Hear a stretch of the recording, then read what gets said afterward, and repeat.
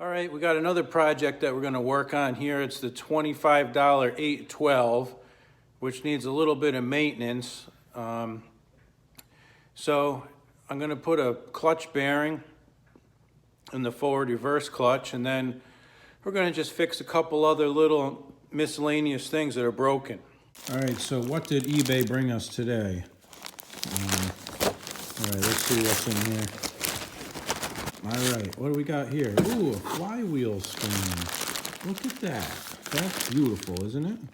So we're gonna put this flywheel screen on the $25 812 because it doesn't have one.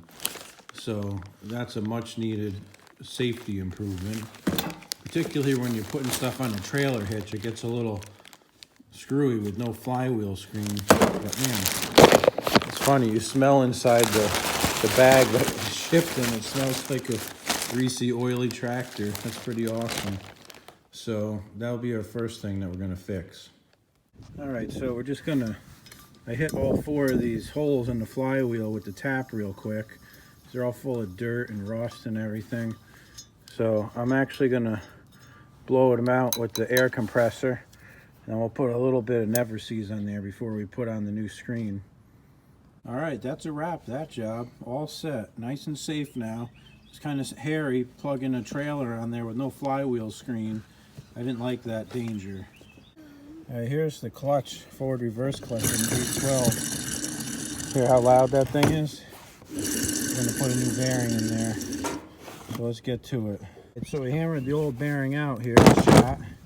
We got a nice new China bearing to put in, a 6208 RS. So let's throw it in and it should be good.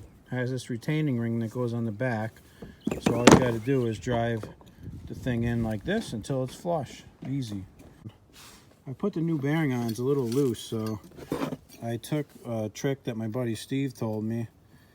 I took a center punch and just banged a bunch of holes around it, and that will tighten it up. Another problem is that the actual clutch material is getting loose here, so I think before I even put this back together that I'm going to have to get some JB weld and fix that. It's pretty thin, this clutch, but it still has a little meat left in it. I got my clamps on there, and you could squeeze it together and get your snap ring back in. So let's take it apart and see how it is. All right, so I cleaned up the clutch surface here, cleaned off the clutch disc itself, and we're going to JB weld it back on there. There's not really a lot of clutch left here, but you know, I don't feel like buying a new one right now, and there's still enough meat that it will work for a little more. I don't use the tractor a lot, so we'll use this JB weld and we'll put it on there. And what I'm going to do is I'm actually going to put it in my press and put a little pressure on it and use it like a clamp. So see how it works. All right, so here's what I did. I put it in the press here, and it's just kind of put a teeny little bit of pressure on it to hold it together.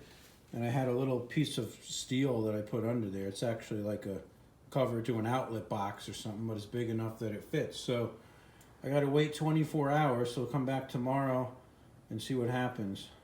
All right, the next problem is that this bolt that's down here holding the hitch on, I don't know if it broke off or what, but I got to take it out, and I bought a new bolt that we'll put in there that's long enough, and we'll tighten it back up. But the bolt was out, hanging out about to where my finger is before, so I hammered it in, and it's not long enough, so I don't know if it snapped off where the nut is or what, but we'll put it back together. All right, I got it out, and it's definitely snapped off, so we'll I don't know, maybe it's a cheap bolt, but I got a nice grade 8 one here to put in, and it's 2 inches long. Hopefully that's long enough, and it's got a nylon lock nut, so see if that fixes it up. All right, so the 2-inch bolt is perfect length, so that's all good. So this clutch has been JB welding overnight and everything. It's about 22 hours after I did it. I'm gonna put it on. And I put a little grease on the spline down here first. And let me see if we can get this bad boy back on. Oh, that's nice. It moves nice and freely with the grease on there. And I think we should be in good shape. So I just got to bolt it back on, and this is the clutch plate here, and all my rollers still spin. So I'm in good shape there. I'm going to clean up all this crusty junk on there first before we put it back together, but should be in good shape here, I think.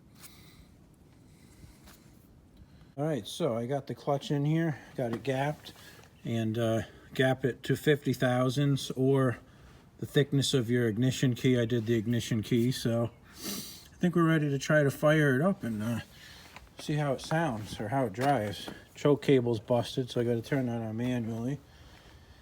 And had it on yesterday, so it shouldn't be too hard to start. Let's see. Make sure it's in neutral. Yep.